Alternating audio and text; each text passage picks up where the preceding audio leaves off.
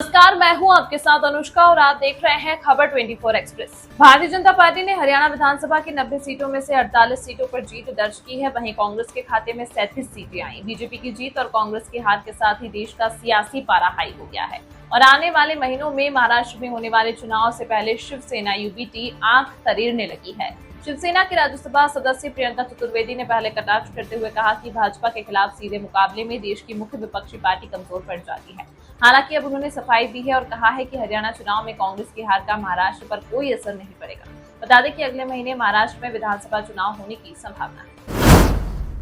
महाराष्ट्र में कांग्रेस, शिवसेना, यूबीटी और राष्ट्रवादी Congress party SP के बीच सीट बंटवारे को लेकर इन दिनों बातचीत जारी है। शिवसेना सीट बंटवारे में अपनी बड़ी भूमिका के साथ महाविकास अघाड़ी एमवीए की तरफ से मुख्यमंत्री का चेहरा भी पहले घोषित करने पर जोर दे रही है। वहीं लोकसभा चुनाव में महाराष्ट्र में एमवीए की सबसे बड़े घटक के रूप में उभरने के बाद कांग्रेस विधानसभा चुनाव में भी सीट बंटवारे में अपनी बड़ी हिस्सेदारी की उम्मीद लगाए हुई थी।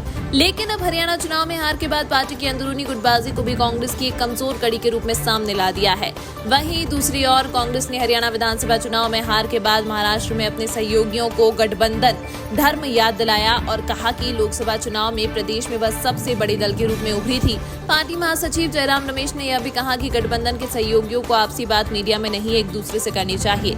शिवसेना यूबीटी सांसद प्रियंका चतुर्वेदी ने हरियाणा विधानसभा चुनाव में कांग्रेस की हार के बाद कथित तौर पर कहा था कि जहां भी भाजपा से सीधा मुकाबला होता है वहां कांग्रेस कमजोर पड़ जाती है। जयराम रमेश इस कथित टिप्पणी के बारे में पूछे जाने पर संवाददाताओं से कहा, मैं याद दिलाना चाहता हूं कि लोकसभा चुनाव में महाराष्ट्र में कांग्रेस पहले स्थान पर थी।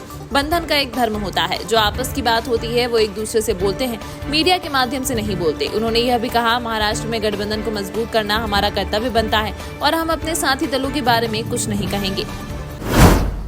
यह खबर आपको कैसी लगी, हमें कमेंट करके अपनी राय जरूर दें। साथ ही इसी तरह की खबरों को देखने के लिए हमारे चैनल खबर 24 एक्सप्रेस को अभी सब्सक्राइब करें। धन्यवाद।